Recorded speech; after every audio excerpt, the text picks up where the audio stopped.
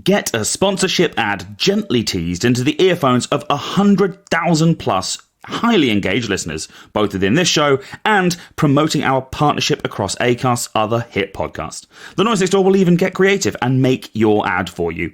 Contact us through this app or via producerpool.co.uk and we'll tell you more. Today on Fantasy 5, Cats versus Dogs. Now, this is the podcast where we, the Noise Next Door, create five-a-side football teams using characters from fiction, history and real life. Well, what could be more real than cats and dogs? We will see these teams battle it out on the pitch to see who will be crowned victorious. I'm Matt, and I'm joined by Tom, and we are this week's pundits. Indeed, we are, Matt. It is our job to provide criticism and careful insight into the lineups that our managers pick for their teams, and then later, it's me and you who are in charge of the big match itself. Now, today, our managers are Robin and Sam. First up, Robin, what's your team? I'm utterly delighted because there's one thing I love in this world, and it's Jaffa Cakes. And there's another thing that I love in this world, and it's dogs. And I am managing Dogs FC. Fantastic. And Sam, that must mean that you are... Oh, it's the Pussy Patrol. Okay. All right. Straight out of the gate. Yeah, that's the name of Cats FC, Pussy Patrol. Thank you very much. Right. I'm here all podcast. Beautiful. Now, a quick spoiler warning. Some of these cats and dogs may be from the world of fiction, and we might be spoiling the plots of those fictional cats and dogs. Or they could just be 10 actual real-life cats and dogs that are somehow famous enough to be on these teams. Who knows? But you have been warned. Please head over to iTunes, Stitcher, Spotify, or wherever you get your podcast, and follow and review Fantasy 5 with a lovely 5 stars. Now, without further ado, let's hear those Fantasy 5s. So, Robin, time to begin with Dogs FC. Who you got? Well, I will start in goal, Matt, if I may. This was the easiest pick of the team. I actually really enjoyed going into... I love dogs. I should say straight off the bat, I'm a dog guy. I've had dogs my whole life. I live with a dog now, and I love it. It's brilliant. They're great. That is no way to speak about your girlfriend. Oh, come on. I just love how dogs expect you to pick up their crap and then look at you like you're insane when you do it. I just think it's fantastic. So in goal, I've gone for famous goalkeeper, probably, and that is Lassie. Lassie is my goalkeeper, and it's pretty obvious why. What's she always doing? She's always saving things. Mainly children, but also balls from goals. So I think that it's self-explanatory, really. Lassie is a saving machine. Hey, listen. When you think of Lassie, guys, what do you think? Oh, she saved someone from something. What do you think Lassie has saved him from? Well. Oh, someone's lost down the old well. Oh, well. Let me tell you. 2 lakes, a gap between 2 railroad cars, 2 abandoned mines, quicksand, a badger hole. Those are all things that Lassie saved someone from. Never a well. However, embarrassingly for Lassie, and even more egg on your face, in one episode, in season 17, by the way, season 17 they got to, Lassie was rescued from a well herself. So... Oh, unbelievable what? News. Lassie never ever saved... This is true stuff. She's got more experience saving someone from a badger hole than from a well. So there you go. And that episode is called For the Love of Lassie, and I watched it on YouTube, and it's wicked. So, yeah. So the saving element, obviously, that is Lassie's saving grace, as it were. I think another thing that's really helpful for a goalkeeper is really strong communication skills, and Lassie is really good at just very specifically telling humans exactly what's going on despite having no language whatsoever. So I think her communication skills, her saving skills make her an obvious pick for goal, right? Right, you're referring to the sort of thing where she goes woof woof and they go, "What's that, Lassie? Old Timmy stuck down the mine shaft." Exactly. I'm glad you said mine shaft there, Matt, because you'd look like a right idiot if you'd said well. I had to change on the fly. I've just learnt new things. Yeah, that's exactly it. Her woofs are so... Now, obviously, she's on a team of dogs, so the communication, she's going to have non-verbal communication that they're all going to understand instinctively, but also it'll be helpful for me as the manager. She'll be able to woof twice and I'll know exactly what she means, completely specifically, including what she had for breakfast, what her plans are for the weekend, and where she hopes to go on her summer holiday.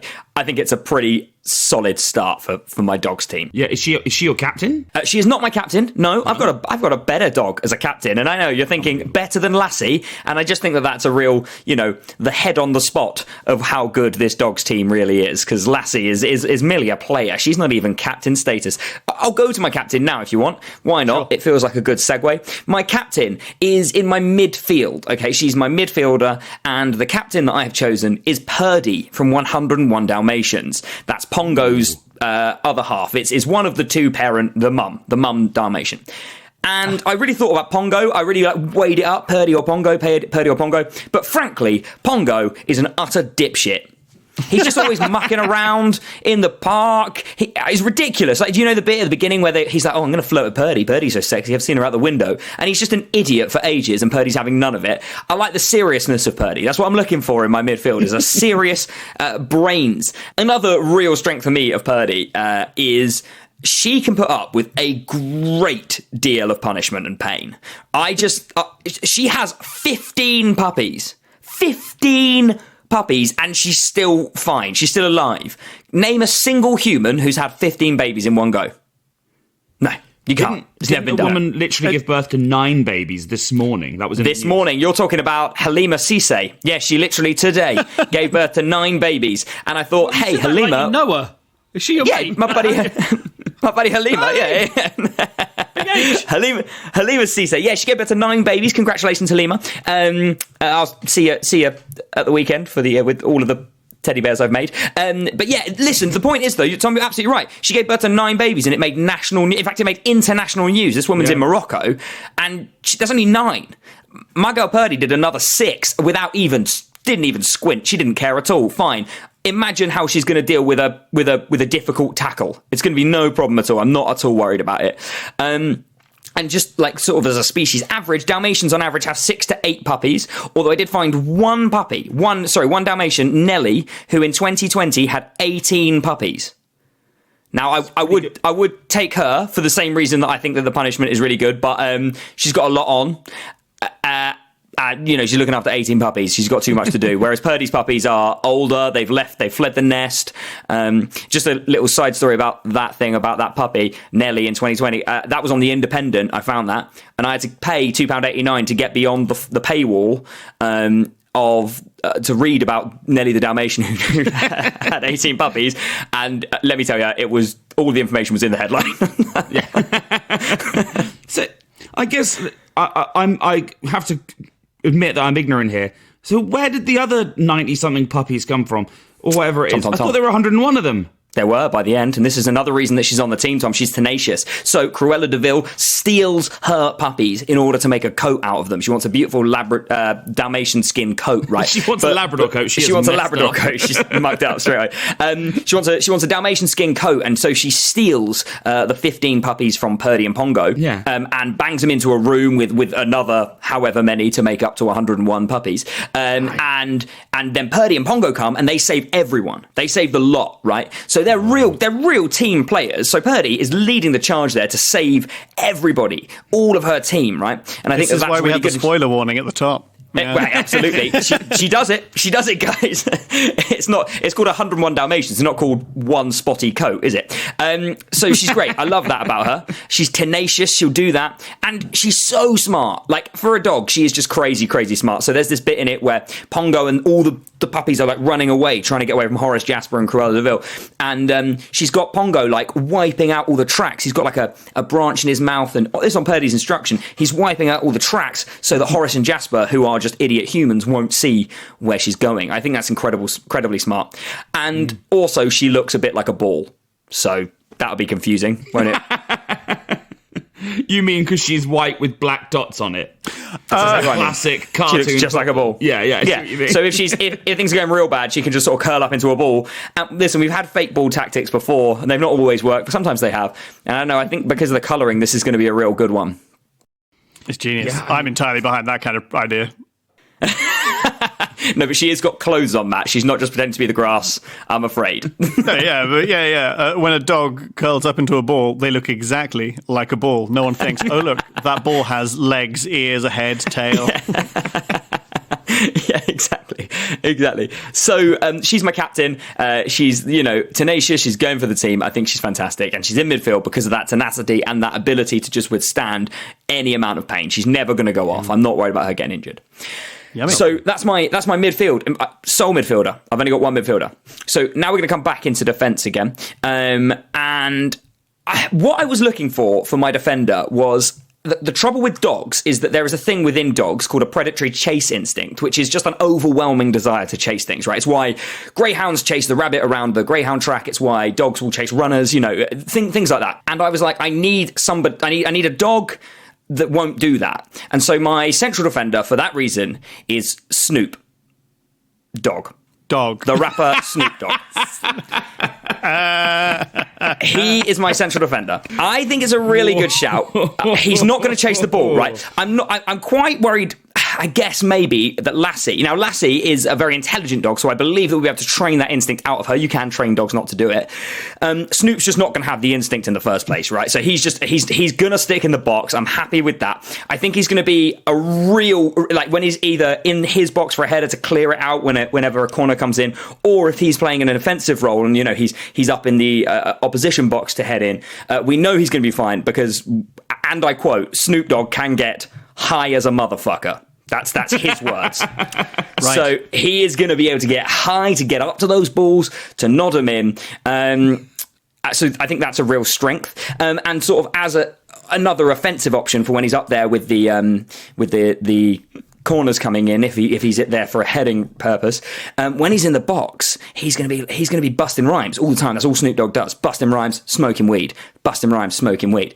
And obviously, one of his famous ones, I can just imagine him doing the chorus of "Drop it like it's hot," and then the opposing keeper being like, "Oh my god, this is hot! Shit, I better drop it." Drops it, bang, goal. But he's a defender. Yeah, no, he is a defender, and it's mainly because of the lack of the chase instinct. Right. I just want him, like, he'll stay put. Like, whereas I just have no idea what everybody else is going to get up to. And just to clarify here, in your team of dogs, you've just got a human man. I think you'll find I have the doggy dog, Snoop Dogg. And are you not worried that he changed his name to Snoop Lion? That was brief. We've all had identity crises. He's just back worried about loyalty there for you. He's back to Snoop Dogg now. Well, yeah, but he changed the Lion for a little bit, and then he came back to Snoop Dogg. Plus, you can choose to have him at his doggy prime. Yeah, exactly. I'm having Snoop Doggy Dog. I'm actually having him before he was just Snoop Dogg. I'm having him like in the 90s when he was actually Snoop Doggy Dog. All of them. All the dogs. That's good. You don't want Lassie now. She's taxidermied somewhere in like a Hollywood Walk of Fame kind of a thing. Planet Hollywood somewhere. Yeah, exactly. There's a great line. Listen, I was worried about... everyone knows he can get high. So I was worried that people would stop sending in the long balls into the box because they'll just know that Snoop's going to get high and get to it. But I'm not so worried about that because in Gin and Juice 2, there's a line which says, somehow, some way, he keeps coming up with funky ass shit every single day. So you throw in a ball into the top thinking, it's all under, thinking he's never going to get to that. Snoop's got some funky ass shit way of dealing with it. He's coming up with new ones every single day. Not worried. Few little downsides. I was worried that weed might count as a performance-enhancing drug, but let's be honest, it's not enhancing anyone's performance. No, it's nothing that enhances the performance of anyone. No, as evidenced by Snoop's later albums, I think we can all agree. Also, just there was a bit, when looking through all of Snoop's back catalogue for this, he went through a whole phase of time where whenever the word "the" was in his album or his tracks, he wrote it THA, that. And it really pissed me off. I was like, mate, you're not saving any time. You're not saving any, why are you doing it? It's got the same amount of letters. Like, if it was just T, I'd be like, yeah, all right, he's lazy, but I'm very cross, and I'll be having words with him about that on the first day of training. So he's got some offensive options, dropping it like it's hot. The keeper's not going to know what to do. He's got some great defensive options. I think that, for those reasons, the chase instinct being the main one, Snoop Dogg is not Snoopy, Snoop Doggy Dog is my central defender. So far, so good. I'm sure we can all agree. Yeah. I mean, I don't know how I feel about this human being, but then... I suppose on the Queen's team, there was the band Queen, so I think the rules are quite stretchy, aren't they? Carry on, but any more misbehaving like this and there'll be consequences. I don't think I've misbehaved again. I think I'm pretty happy with the rest. I thought that was the one that might get thrown out, but it hasn't, so I'm moving on swiftly. Right, moving up to my attacking position. I've jumped around a bit here, but moving up to my attacking position, I've got... Now... This is it's my target dog. Okay, he's a big presence in the box, and he's there mainly for his size, and that is going to be Fluffy from the Harry Potter books. Now, for those of you who don't know what that is, he is the three-headed dog who, in the first one, the Philosopher's Stone, is guarding the trapdoor. Okay, he's Hagrid's dog. He's got 3 heads. He's about 15 feet tall. Now, the reason he's up front and he's not in defence is he's terrible at defence. He can't even defend a small trapdoor from 3 children. He's never going to have a good time in the box. So he's not got any defensive duties at all, right? He's really all about the attack. And much like Snoop Dogg, really, his main attack is heading, because famously he does have 3 heads. So that's just 3 more ways to... And you can imagine him sort of like bopping it round amongst his 3 heads, you know, like boop, boop, boop, boop, boop, and then middle one scores, and then boop, boop, boop, boop, but left one scores. So that's my target dog. Big presence in the box. Lots of saliva, so that's going to make it quite slippery in there for the keeper. And I think that's, I suppose the saliva isn't going to help massively with the cats, because cats are famously incredibly sure-footed. But, just for other fixtures, when I'm playing against the fish team, they're going to just want to swim in the saliva. So I think that's a great shout there. You've got to think... outside when of just that this one inevitably fixture. happens. Yeah. Dogs versus fish. That's going to be a big match. Now, few things. I've got a question mainly for the refs, really. I Googled what the definition of music is, right? Because in the books, music puts him to sleep. Okay, if you're playing music, he falls asleep, which is not ideal. However, I Googled the definition of music, and this is the definition of music. Vocal or instrumental sounds, or both, combined in such a way as to produce beauty of form, harmony, and expression of emotion. 2 things. The ref's whistle doesn't do those things, does it? It's not producing beauty of form, harmony, or expression of emotion. It's expressing something, but it's not... So that's not going to send him to sleep, which I'm happy about. Yep. I am worried about crowd song. Right, crowd song. However, I would argue that they miss 2 of the 3 things that make... They do not have beauty of form or harmony, do they? They do express emotion, but by the definition, they have got to do all 3 of those things to be music. So, is crowd song music? I feel like if that's the definition of music, then a lot of music doesn't count as music. Because there's a lot of unharmonious music. There's a lot of music that doesn't express emotion. There's a lot... I'm very worried about... Also, sometimes they just play actual music in football stadiums. This... I knew it. I bloody knew it. I knew you were going to say this. So don't worry. I've got a fix, and here it is. Oh. We're allowed accessories, right? Oh, God. I'm getting sponsorship. My sponsorship is coming directly from the big man himself. It's not Steve Jobs, because he's no longer with us. It's whoever's doing its job now. It's Apple. They're coming straight to me. Apple. They are my sponsors, and here's what's happening. Each of Fluffy's 3 heads is wearing a different set of AirPod Pros, which are controlled by me and my managerial team, right? They get disconnected in turn, and they're never playing music, they're just playing white noise, right? So what that means is that at least 1 head, often 2, is going to be able to hear what's going on in the world, be able to see everything and be fine. One of them is going to be distracted by the noise in his ears, but he'll still be alert and awake. What this means is, if some music does get played and one of the heads falls asleep, it's fine because the other 2 haven't heard it. So we quickly disconnect the AirPods of the head that hasn't heard it. He goes like, woof, head number 3, wake up, mate. Head number 3's awake, and then everything's fine again. That's the idea. It's so simple. I mean, wow. Is it? Yeah, so that they don't fall asleep because of music, you have to keep on alternating which of his 3 heads can hear, essentially. Yeah. I know what you're thinking. You're thinking you could have just had Muttley up front. But I didn't want Muttley. I wanted Fluffy from Harry Potter. And I'm willing to make these sacrifices. He's great in the air. He's got 3 heads. Head. Head in goals. Head. Yeah, plus you've got... You've got Snoop Dogg doing headers as well, so you actually currently have 4 heads on the pitch whose main tactic is headers. Yeah, and also, I've got a better idea. I'm not just going to disconnect them. I'm going to have all of them linked up to alarms. And then whenever they fall asleep, they're not going to have to worry about it. They'll just fall asleep, I'll play an alarm, boop, boop, boop, boop, they're awake. I don't even need to worry about disconnecting. It's fine. Every time they fall asleep, I'm playing an alarm. That's how I'm keeping them awake. Oh my God. Sounds like a torture. I think they do that in Guantanamo Bay. Also, I'm imagining, because like AirPods, they fit nicely in a human ear, but you're going to have to like duct tape them to these dog heads because they're like giant dog heads. So you're going to sort of like insert AirPods into giant dog ears and just tape them in. It's not going to look great. Well, I'm sure if you're close personal friends now with whoever's got Steve Jobs' jobs, then they can figure out something. Sponsorship. Yeah, he is my official sponsor. That's what's happening, guys. Welcome to my attack. Now, got one more player. It's my best one. I'm so excited. I can't wait. My final player. Guys, he's going to spring into action. Why? Because it's Slinky from Toy Story in both defense and also in attack at the same time. Never in midfield. He's never, ever, ever in midfield. Okay.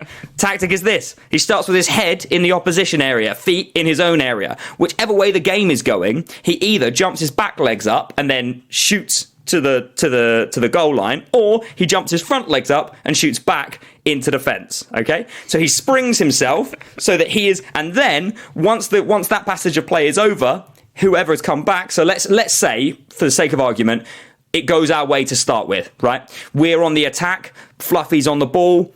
He is going to jump his back legs up so that he goes straight into up there with Fluffy up front. Right. And then, if that finishes and we get a goal or we don't get a goal, whatever happens, Purdy, famously tenacious, really fit, runs all the way around the UK to find her puppies, is going to pick up Slinky's back half in her mouth and then run back into the area. So we've got that beautiful full spring across the field once again. Any questions? I think that Slinky can use his legs to run. Like, I don't think he needs to be he doesn't need his butt to be picked up and taken back. You're just talking about speed here. Yeah, mainly for speed, because Purdy's got 4 legs and Slinky's only got 2 on either half of his body. There's obviously the great fact that he is just going to be a perfect tripwire as well, just constantly in the middle of and listen, we might fall foul to that. I'm willing to admit that we might fall foul to it, but I don't know. I think it's worth the risk. There's also win a lot of fouls. Yeah, exactly. There's also the benefit of having, Snoop in, because there's no rules about picking up a player in football, as far as I'm aware. Is there? There might be, actually, now I've said that. On the opposite team?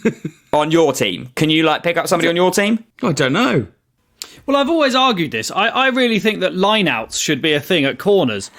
I think this isn't necessarily to do with the podcast. I just think it's a good idea. Whip the ball in a little bit higher, line out, nut it. You've got your whole body ahead of the defenders. So That's it true. It must be a rule. Otherwise, somebody would have done it. Yeah, fair enough. That's interesting, isn't it? Well, listen, I'm going to do it anyway. We're going to see what happens. Tom didn't seem to know, and he's refereeing today. So what's going to happen is, if there's a high ball coming in, obviously we've got Snoop who can head it away, but also Snoop can bend over, pick up Slinky's back half, and throw it in the air to hit the ball and knock it back out the way before it becomes a problem. And I think that is why Slinky is the best pick ever made on Fantasy 5. I mean, I quite like him as a pick, to be honest. Slinky dog. I think offside is going to be a problem for you. But, just in terms of getting caught offside and also catching the other team offside, this guy's got to be aware of both offside traps, as in creating them and being caught in them. I'm just worried that he's going to get a bit confused and he's going to fall foul of that a few times in a match. I think it's totally a fair worry. I guess I'm less worried about him being offside because his head is on that side, so he can move himself back and forward. We just don't play the offside trap. I just feel like unless for some reason, unless Slinky's up the other end of the pitch and it's a bit of a breakaway, in which case Snoop, who famously won't be chasing the ball, can make sure that we have a good offside trap there. But it's a fair point. I think it'd be okay up the other end, up the attacking end. I think it'll be okay. Yeah. All right. I had a couple of people I thought about. Like I mentioned, I did think about Muttley from Wacky Races, Dick Dastardly's dog, but he famously literally loses every single time he plays anything. So there's literally wrote him off quite quickly. I thought of having I don't know if you guys ever read these when you were little, but the Hairy McClary from Donaldson's Dairy books. It's just a little terrier type, little scruffy dog I used to read to my little brother all the time. But in the first book, he's petrified of a local cat called Scarface Claw. And so I was like, we can't have him on this team. We just can't. The PTSD would be too much. But also, his name is Scarface Claw. I'd be pretty scared of Scarface Claw. Imagine if there was a human called Knife Hands Punch. You'd be terrified of Knife Hands Punch, wouldn't you? So I think that's a fair well done to put it into human terms so we can understand the emotion. I'm like, oh my gosh, that is scary. Claw. No. You just didn't seem at all bothered by Scarface Claw, but then Knife Hands Punch came along and you were like, oh God, I can't, I mustn't. I relate. The Scarface element is not changed by the fact that it's a human or a cat, though. There's nothing about being a cat that is intrinsically Scarfacey. It could just be Scarface Punch. Yeah, like the film Scarface. Yeah, it's a fair point, Tom, that I hadn't thought about. But if the film Scarface, if his surname was Claw, then I'd be scared to watch that film. But as for now, it's like, oh yeah, that's fine. Maybe Scarface Claw is the cat of Scarface. Somebody get onto the author of Hairy McClary from Donaldson's Dairy and find out if that's true, because I think we might have just come up with a little crack the bloody case. It's like the MCU, isn't it? Scarface and Hairy McClary exist in the same universe. For sure. And that's my team, guys. That's it. That's my 5. That's my big 5, my big boys and indeed girls. It's beautiful. Could you remind us one more time of your starting at Fantasy 5? With pleasure. In goal, I have Lassie. My central defender is Snoop Dogg. My midfielder and my captain is Purdy from 101 Dalmatians. My target dog up front is Fluffy from Harry Potter. And then in defence and attack, but never in midfield, is Slinky from Toy Story. Beautiful. Well, coming up soon, we have Sam with Pussy Patrol. A podcast from producerpaul.co.uk. Sam, we have you in charge of a team of cats. I am fascinated to know who you would have picked from the world of cats. It's not who I would have picked, Matt. It's who I have picked and who is phenomenal. We're going to start, as Robin did in... Oh, no, what? Did he start in defence? Doesn't really matter. I'm going to start in defence. Starting in defence. It's a big presence. It's Lionel from the Thundercats. He's the leader of the Thundercats, the Lord of the Thundercats. If you don't know him, he's a lion-made man, or a man-made lion. We don't really know, but he has super strength, super endurance. He's a cunning fighter. He's just going to be a monster at the back of defence. He also, very importantly, he wields the legendary sword of Omens. And this sword is absolutely outrageous. This is why he's in defence, because although he's got the strength and endurance, this blade is indestructible. The power comes from like this jewel in the middle of it called the Eye of Thunderer, and it's an all-seeing, all-powerful, sentient galactic energy force. So good luck, Slink. It's just going to completely destroy a toy with a string in the middle of it.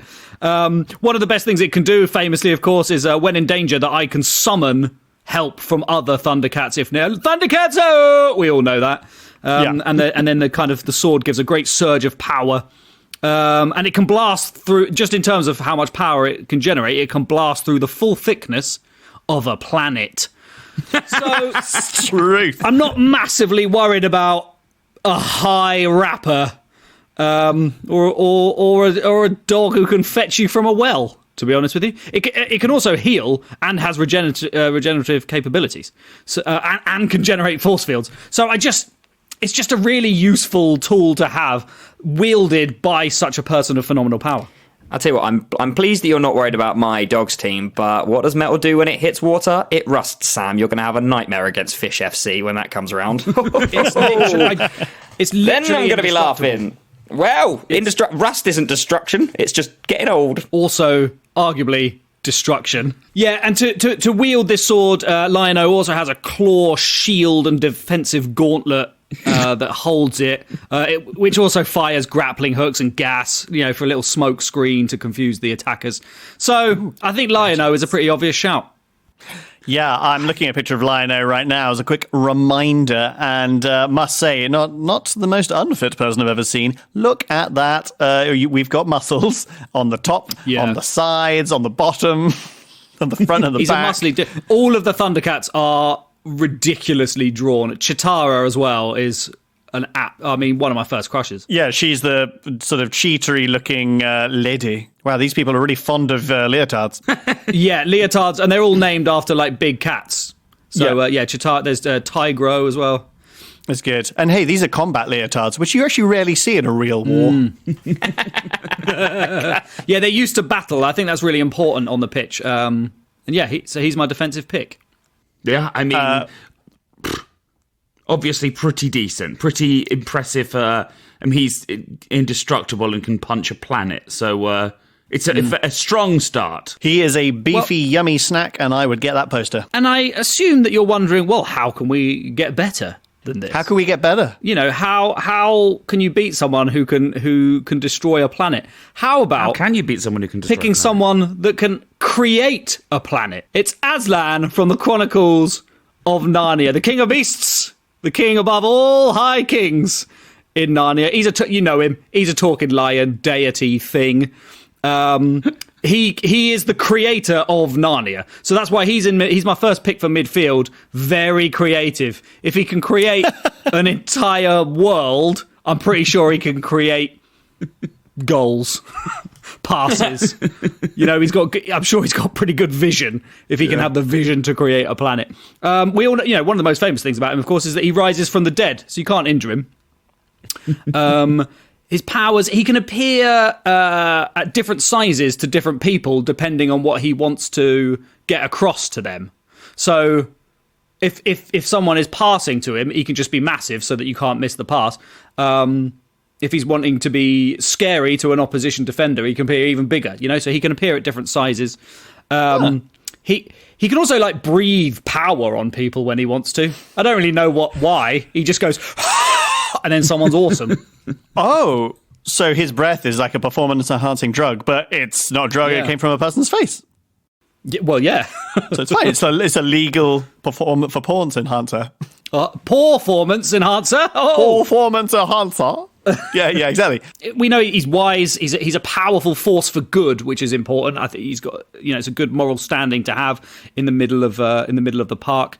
He's divine. He's omnipotent. I mean, he can heal other. That's another thing he can do with his breath. It heals people, so he's acting as the physio whilst on the pitch as well, which is pretty good. It's important to note as well. People often think that he's Jesus. I found a quote from the author which said he is not an allegorical portrayal of Christ, but rather a suppositional incarnation of Christ himself. Well, that's cleared that up. Sorry, so C.S. Lewis said he's not an allegory of Christ. He is Christ. It's basically what he's saying. He's saying that Aslan's Jesus, Lion Jesus, so, Jesus the Lion. In the middle of the park, it's Lion Jesus. Right. It's beautiful. I guess the obvious question is, if Aslan is the one who actually created Narnia, why didn't he name it after himself and just call the place Asland? Or would that just sound like a strip club? I think two reasons. One, he's the portrayal of Christ, so I don't think Christ is going to call anything ass.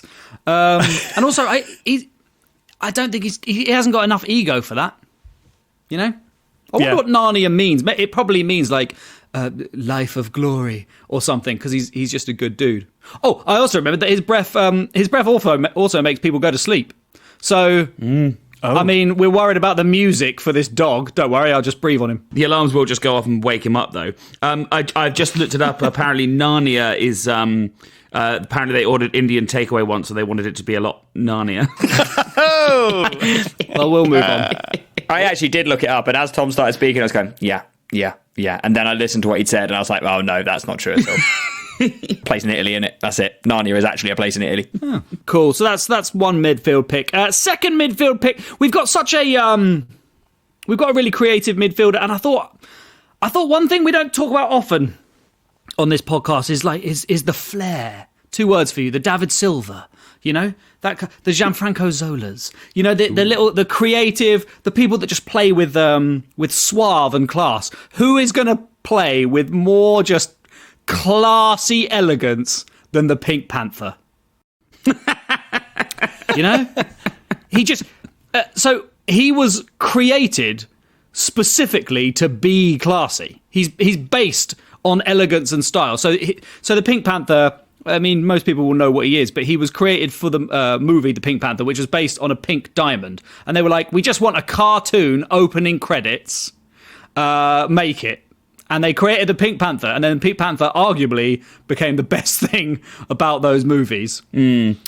Some powers that he's got, he can just appear and disappear as needed. He can effectively teleport. He just appears and disappears. He might be a panther, but for no discernible reason, he's also just fully magic. I don't really understand why. It doesn't make any sense. It's just the way he's drawn, I guess.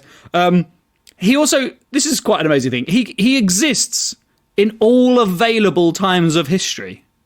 So sometimes he's just chilling in the prehistoric era with the dinosaurs. Sometimes, apparently, he's actually from the medieval times. Read that, didn't know it, enjoyed it. Yeah, that's where his actual home is. And he also, of course, appears in the present. So he's a veteran as well. He knows he's been to all periods of time. Yeah, I suppose panthers are intrinsically medieval, so that makes sense. Pink ones especially. He's used to being hunted by Inspector Clouseau. But he's never actually captured. He literally just toys with him. He plays with him. So he's going to be just one of those annoying players who's like, you're trying to tackle him and he just nutmegs you. And then he does a drag back and then a little step over and you haven't been able to get anywhere near him. That's the kind of player he is. Sure. Is he actually like covered in pink fur, or is he just someone shaved a panther? I guess it's they have quite short fur, panthers, don't they? Sure. Okay. So sure. It's just like, I guess it is fur, little pink fur, yeah, rather than just a skin cat. like one of the Sphinx's things, you know? Yeah, exactly. Yeah, because that would actually affect, I think, not just the players on the opposite team, but on your own team, the whole fan base. Because those cats are just freaky, and it makes you feel a bit ill, doesn't it? Yeah. Okay, we're going to move in between the sticks. I was interested by this Snoop Dogg edition, and it made me want to pick an actual human. I mean, I don't know if you know what goalkeeper in real life was nicknamed the Cat. It was Peter Bonetti, World Cup winning goalkeeper with England. No. There's one rule on this podcast. He's a family friend. Actual footballers. If you step out of line one more time, there will be 500 games for Chelsea. No, okay, you are fine. not allowed footballers. In that case, I'm going to pick Sekhmet, the Egyptian goddess of war and protection. Now, Sekhmet is a lioness, warrior, as I said, warrior goddess, but also protector, and protected all the pharaohs and led them to war and bore them to the afterlife. Pretty powerful. She can breathe fire, very helpful in goal, and her breath, because it's so fiery, was said to have created the desert winds. So she's just blowing the ball away. Just ball's gone. The desert winds are very powerful. She can send plagues on her enemies. She's like the inventor of the plague in Egyptian mythology, which is pretty awesome. She describes plagues as her servants, which I really enjoy. Well, she's got a lot to answer for this fucking year, then, isn't she? Sekhmet, I'm on to you. It's definitely Sekhmet's fault. One of the other reasons that she likes putting plagues on people is because she also has healing abilities. So if she sets a plague off, she can also heal. So she just likes to control everything, by the sounds of it. She's dressed in red as well, the colour of blood. That's just pretty scary. She liked going into rages. She had quite a severe bloodlust. In fact, once she was furious, so she decided to just leave Egypt. And when she left, the power of the sun diminished. Oh, wow. So it threatened the power and security of the world until she came back. Do you think that might mean that she's got a bit of a temper and might walk off the pitch if things don't go her way? If she left Egypt, which is where they worshipped her, she might, just but then leave. there's no sun. Then there's no life force for anyone to live Luckily, under. football pitches have floodlights, Sam. And the I game guess will go on. Depends when you're playing. Do you think if there was a football match in real life and the sun disappeared, like from the daytime, that we'd just play on, I think we'd probably stop the match. I think you'd probably be like, where the hell's the sun gone, mate? Unless it was cloudy. Yeah, well, if it said diminish, so it might have just been it went cloudy for a while.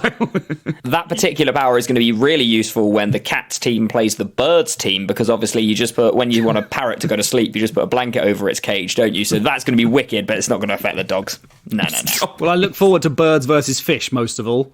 So that's my goalkeeper. It's Sekhmet. So let's move up to the top of the pitch. Now, this is a little bit of a renegade move. I don't think most people are going to know who this is, but this is one of my favourite characters in all of fiction. So I'm going to tell you about him. His name is Blacksard, and Blacksard is a cat detective. Well, he's not. He doesn't. He's not investigating cats. He is a cat man who is a detective. It's a brilliant graphic novel, and it's really dark, and all of the pictures, the stills, what are they called? The scenes. What are the pictures called in a real book? Do you mean like each individual image, the cells? Yeah, the cells, that's it. All of the cells, they're painted. So it takes a really long time to make the comic, but it's really beautiful and really, really dark and deals with some pretty big issues. And the protagonist is John Blacksard. He is a hard-boiled private investigator. He's a giant black cat. He served in World War II, renowned as being a great marksman, which is why he's up front, because he's a very, very accurate shooter. And obviously he did well in World War II. World War II, he was on the winning side. So he's used to battling in the big games. He's a big game player. There's no bigger game than World War II, guys. Yeah, but basically, if you want a little description of what he's basically like if Batman had no money and was cool with killing people. That's right. That's what Blacksard is. He was instead of a bat. And was a cat. Yes, exactly. Catman. Yeah. He's obsessed with justice. If he's got to kill a murderer, he'll do it. The murderer fully deserves it. Yeah, he's really smart. He's really cunning. He's used to dealing with race issues quite a lot. He's a muscly black cat, and in the comics, there's a white nationalist group with other animals leading up. So, like, the leader is a polar bear. There's a white fox and like a white rabbit, and he has to take them down from the inside. Yeah, it's completely true. Yeah. My God. And obviously, kick racism out campaign in football. I think he's gonna be a real pioneer of it. Yeah, it's really awful. Sure. It's called the Arctic Nation, and unsurprisingly, the leader turns out to be a friend of the chief of police. So wow, commentary on Fantasy 5. You don't expect it. There's lots of social commentary in the. I really, really, genuinely recommend it. It's really brilliant. Yeah, I'm just looking up some Blacksard stuff. It's a very cool little quote here. Curiosity may have killed some cats, but not this one. He's too tough. Exactly. He's too tough. Exactly. That's such a lame way of saying someone's tough. He's too tough. He's too tough to be killed by curiosity. What's going on over there? I guess I don't mind. When a cross comes in and he's curiously thinking, I might nut this in, that curiosity won't kill him. It won't kill him. Up front. So yes, he's my up front. I've got a few subs that I think it's worth mentioning. Yeah, Mr. Mistopheles. Sure. from Cats. His signature move, the performer that plays Mr. Mistopheles, his signature move is a conjuring turn with 24 consecutive fouettes. So you've got to be he's very, very agile. We know that he's the conjuring cat, so he's going to be my another midfield orchestrator from the bench. He's the original conjuring cat. There can be no doubt about that. He's always deceiving you into believing that he's only hunting for mice. He's not. He's scoring goals. But you think he's hunting for mice. He's so good at deceiving you. He can literally do magic. He can make stuff levitate, which is very useful. He creates eccentric confusions. Never ever was there a cat so clever as Mr. Mistopheles. Sounds like it should have been on the pitch, mate. Well, I think it's a good. I think Pink Panther might be a bit. If he's not, he might have a game where he's being taken out a little bit. So I think that they're a good like for like switch. Sure. Because the other thing Mistopheles can do is he can make stuff disappear and make you think it was merely misplaced. One moment you've seen it and then it's gone, but you next week find it lying on the lawn. So So there. you might do that to the ball if you're not God. lucky. And then everyone's like, "Where's the ball?" It's on your lawn. You won't find it for a week. Cats the musical is crap, though, isn't it? That is bad. Yeah, it's garbage. Bad. Yeah. I did not enjoy the research for that particular bit. I'll be honest with you. Yes, and I think as well, just another little sub that it's worth mentioning is the Cheshire Cat from Alice in Wonderland. Just like Pink Panther, he can appear and disappear at will. Very mischievous, baffles opponents with riddles. I mean, good luck, Snoop Dogg, coming against somebody who's trying to set you a riddle. Whoa, man! And then just be out of play for the next year. He really gets in your head, Cheshire Cat. So he's on the sub bench as well. And I think it's worth mentioning a couple of coaches, just very quickly. Sure. Grumpy Cat. He's going to be one of my coaes from social media. Yes, that's it. Big social media following. Everyone knows Grumpy Cat, and also because he's so grumpy, everyone's always trying to impress him, and that's why he's the coach. Because you know that the team are going to be like, one day we're going to make him smile. We're going to play so well that we're going to make him smile. So that constant level of motivation is there, and it's the same in the way for my other coach, Mr. Bigglesworth from Austin Powers. Yeah, it's very nice. Didn't Grumpy Cat make more money than Obama did during his administration? Something like that. Crazy Exactly, like that, very yeah. wealthy. Very wealthy coach. And Mr. Bigglesworth as well, also very famously wealthy. Two wealthy cats as my coaches. Often comes into several $1 million. Yes, or billions, millions, who knows? Yeah. Another reason to that they want to impress Bigglesworth. He's Dr. Evil's cat. When Dr. Evil gets angry, Mr. Bigglesworth gets upset, and when Mr. Bigglesworth gets upset, people die. That's a direct quote. So yes, that's my full team. It's also very important to mention that with my starting five, they've got 45 lives between them. So yeah. Do you know what I mean? This is good. Often in our Fantasy 5 games, there's a lot of fatalities, but it'll take ages to get through your team. Exactly, they'll come right back. I guess one of the things I'm surprised about, Sam, is on the bench and in the back room, you had a lot of more domestic-style cats, but your starting five is almost all predatory big cats, you know? Oh, yeah. And then one man... Blacksard is like a kind of domestic-style cat man, right? Yes, yeah. Yeah. But he stands upright in a suit and trench coat. Yeah, he does it. Obviously. But I expected you to include more domestic style cats. I know you're a big cat I've got fan. Garfield. He's my chef. Make some nice lasagna. Sure. After tea. The tea's after the game. Doesn't work Mondays, obviously. No. Monday Night Football is going to be a hungry experience. You've just got to pick the best team available to you. If you're asked to pick something, a cat creature, to protect you or to score goals, are you going to pick a local tabby, or are you going to pick a lion god? I think it's a fair point. It is a fair point. So remind us one more time of your Fantasy 5. In goal, I have Egyptian goddess Sekhmet. At centre-back, I've got Lionel from the Thundercats. My midfield duo are the Pink Panther and Aslan. And my striker is Blacksard. And there it is. That is Pussy Patrol.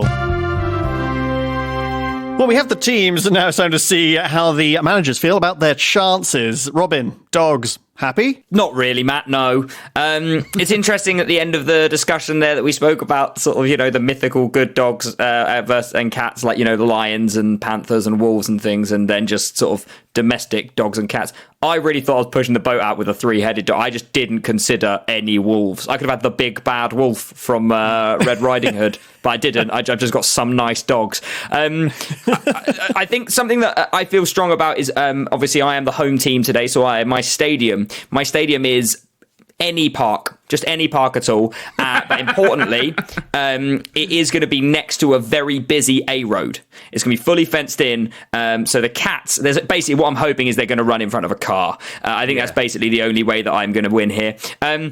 However, let's remain positive. Last time when we did this, when I was doing a team for Dr. Zeus and Roald Dahl, I anticipated I was going to win 8-0, and then I actually lost 8-0. So using that same logic, today I think I'm going to lose 8-0.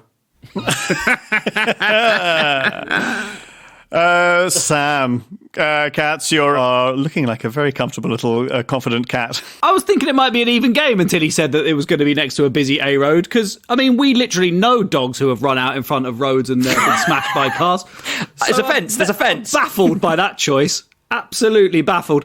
Yes, I think on the face of it, when you're thinking cats versus dogs, you're worried about the cats. They're a bit more cunning, but dogs are generally bigger, which is another reason that I've gone for mainly lions. So I'm quite confident. Yeah, if a lion runs out on an A road, the car's going to swerve. No, the lion will be fine. Right, yeah. Well, there's only one thing left to do. It's time for Kickoff. You join us here today in a park. Not the most spectacular stadium in the league. And worryingly close to the A35. It's Cats versus Dog, and the teams are coming out on the pitch for their warm-ups. The Cats team are all discreetly burying their bodily waste in the shaded soil of a hedgerow, whilst the Dog team crap with abandon across the public space, which is now rendered unusable for the children to play freely. Honestly, Snoop Dogg, not the kids' sandpit. That's the whistle, and they're off. Well, the dogs are. Ah, yes, the referee has used a training whistle, so only the dogs have heard it. The Cats are momentarily stunned, but have now realised their mistake, and they're off too. Snoop Dogg very much in his happy place here, surrounded by female dogs and an expansive field. He loves bitches and grass. Slinky Dog really fighting the urge to freeze still in the presence of the human fans in the crowd, allows Black Sad a blistering shot, which hammers into the bottom left corner. What a goal! It's 1-0 Cats! He really enjoyed that one. He is grinning like his Cheshire teammate. A beautiful goal and a thrilled striker. Black Sard? Black Harpy, more like. Very good. Big Panther on the ball, tying Perdita up in knots. Cruyff turn, step over, elastico, rainbow flick. Not even looking to pass, he just wants to mug off the dogs. Finally, a Rabona pass, of course. But it passed to no one. Oh, wait. Oh, he's teleported into space. The pass was intended for himself. He flicks it up over Snoop Dogg, who watches, mesmerised. And what a scorpion kick that flies past Lassie. Incredible. That's one of the most outrageous goals you'll ever see. It's 2-0. Looks like Cat Dog is in the stands, not knowing who to support. Slinky Dog's butt passes to Purdy, who somehow manages to push her way past Aslan, the omnipotent lion. Purdy passes to Slinky's head, but the tiny plastic toy is set upon by a raging swarm of locusts as Sekhmet unleashes her servants from the goal line. Slinky fires wide, but he'll spring back. Snoop Dogg attempting to lure Blacksard in with some catnip and some meow meow. But the big cat's hatred for all criminal activity halts play as he alerts the ref. That's a yellow card for Snoop. Fluffy gets on the long ball from Purdy and is charging into the cat's area. Lino comes out to meet him, and that indestructible sword is looking dangerous. Oh dear! Lionel slips on the grass of the park. Lino looks like he's playing on Lino. Fluffy takes a shot, but Sekhmet the lioness is ready on the line. Oh! She saves, and Team Dogs is denied again. Lino still down after that slip, but Aslan goes over to his fallen teammate and breathes on him. The Thundercat is now fully restored. And Lassie is on the floor in the dog goal. Yes, this is looking serious. She's rolling around all over the place. Could be a shoulder problem, maybe a back injury. No, it looks like it's fox poo, Tom. She's really rolling around in it. And Pink Panther jumps on the distraction and sends a hopeful shot into the box. It crawls past Lassie. It is 3-0. You can't help but think if she wasn't so focused on rolling an excrement, she'd have saved that. But instead, it's a goal and a bath at half-time for the old collie. Now, only moments later, and it seems that Lassie is back on her feet, looking spotless and fully refreshed with boundless youth and energy. It's almost as if after all these years of play that it's not always the same dog. Yeah, it is like that, isn't it? That's the half-time whistle. The teams return to the changing rooms. Dinky-dinky. clink, clink, clink, clink, clink. Oh, look, an ice cream truck has pulled up at the stadium. Oh, is that what that was? Yeah. Oh, Snoop has popped out to get a quick 99 ice cream to deal with all the munchies. But no. Oh, he's left the gate open. Oh, Fluffy, Lassie, Slinky and Purdy have all bolted through the open gate and are chasing a tabby who was in the crowd. The tabby makes a break for it over the A35 and has made it safely to the other side. Oh, the same cannot be said for the four pooches. They have all been hit by the number 15 National Express coach from Southampton to Bournemouth. And, it looks like an abattoir out there. There's bits of dogs have scattered everywhere. Oh, except for Slinky, whose wire has got caught on the axle of the bus. He'll be dragged all the way to Bournemouth, Matt.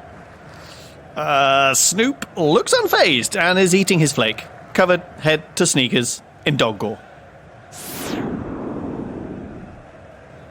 Replacements coming on now for the recently deceased players. Muttley, Santa's Little Helper. From The Simpsons. Yep. That's Lady from Lady and the Tramp, and Harry McClary from Donaldson's Dairy are all, frankly, surprised to be getting some game time. There's the whistle for the second half. McClary is, of course, terrified of cats and immediately flees out into the road. Oh, God! Oh, has been hit by the ice cream truck as it reverses out of its drive. The sad thing is that most of those ice creams were actually from Donaldson's Dairy. The manager really scraping the barrel now as it's Scrappy-Doo who comes off the bench. I mean, really? Scrappy? Not even Scooby? This does not bode well for the dogs. Oh, it's even worse for the dogs team as Snoop seems to have been smoking some of that slippy weed and has fallen asleep in the box. Sekhmet has come up on the ball and scored a completely unchallenged goal, making it 4-0. Isn't Sekhmet in goal? Yeah, the Cats really don't need any defence now, as that all the dogs have left is very much the dregs of their society. King Aslan has just taken a quick personal time out to marry Lady from Lady and the Tramp. And that is lovely. Of course, that will bump her social standing up to being queen. Yes, now they really are reigning cats and dogs. Worth it! Blacksard clearly feeling he can relax a little more in this half as we see him playing Russian roulette with himself. Well, he can afford to lose 8 times. Mist of Mistopheles looks like he wants to come on from the bench, but nobody particularly wants him to. Looks like no one, including his teammates, is really sure why he's a thing or if he's actually any good. Meow. The dying minutes of the game now, Lionel has bagged a brace, both assisted by the creative genius of Aslan, to take it to 6-0. And Aslan is on the ball again now, transforms into a 20-foot version of himself, crushing Muttley, Scrappy-Doo and Snoop Dogg underfoot, just walking the ball in for a 7th goal. All the Cats' first-team players have now scored. An embarrassing dismantling of the dogs. That's the final whistle, and Santa's little helper is a wreck, having seen his whole team literally die in front of his eyes. The team vet is on, and they have decided it'd be kinder to put Santa's little helper to sleep, and so it's a fond farewell to him. Only Lady remains for the dogs, but she is married into cats, and so is now a cat wag, or quag, if you will. Oh, I will, Matt. I will. Back to the studio. Well, that game had a lot more deaths in it than the average. First of all, going to the defo loser team, Robin. How do you get past a loss like that? It's unbelievable, Matthew. I'm harrowed. This is worse than the 2013 fixing scandal, as far as I'm concerned. I'm a victim here. FIFA are going to be in touch about this. Whoa. We know. I've tried overwhelming confidence, 8-0 victories. I've tried reverse psychology, 8-0 losses, and neither of those have worked. You didn't lose 8-0. Yeah, that's well. You lost. Well, I suppose the only tactic I've not tried is picking a decent team. So maybe I'll try that next time. But this is unbelievable, and R.I.P. to all our doggy friends who are scattered across a busy A road. Oh, picking a good team. Well, let's see what happens when you do pick a good team. Sam, looking good. I feel a little bit sad. It's just not fair what happened. It's kind of like, it was like the Munich air disaster of 58. Do you know what I mean? Where the whole of United died. But I guess that bodes well for Robin because they, 30 years later, they came back pretty strong. Yeah. So Sure. on the 30th year anniversary of this podcast, Robin, you're going to be good. Well, there we go. We are likening our cats and dogs football deaths to a real-life air disaster. Now, we're going to see how that affects the leaderboard. Of course, Sam, you're already doing pretty good. You were tied with Tom at the top of the leaderboard, but now you, Sam, are at 11 points. Tom is at 8, and Robin and Matt are down at 6. It's all to play for as long as Tom and Sam are the ones who are playing. I mean, there's only one more league game left. Yes, that does make it challenging. So all I can hope to do is if I beat you, Matt, in the next game, I could go level with Sam on points, and it'll have to go down to goal difference, and someone will have to figure out how many goals we've actually scored, or Matt'll beat me. Who knows? Today's fixture is going to really play well for Sam on goal difference, I think, isn't it? Well, do let us know what you thought of today's teams or the result on social media. We are at Noise Next Door on Twitter, Instagram and Facebook, and we'd really love to hear from you. A huge thank you, of course, to the incredible producer Paul, who I'm not sure if he's a cat or a dog man, but do you know what? He's a people person. Please follow Fantasy 5 on your preferred podcast provider and give us a 5-star review if that is something you can do. Tune in next time, because while there is only one match of the official season left to go, we've got another sneaky special guest episode coming next week. We are going to be joined by the incredible actor and comedian Tez Ilyas, and he will be bringing a team of DC heroes to go up against Robin's Greek mythology team. It's gonna be big, can't wait for it. I'm going to kick the shit out of him. I don't care that he's a guest. I'm not going to be polite. I'm going to beat him. I'm sick of losing. I'm coming for you, Tez. Smack talk. Beautiful. Hey, and as a guest team, if you win, it'll mean nothing to the points. Well, we'll see you then. Now it's time for us to hit the showers.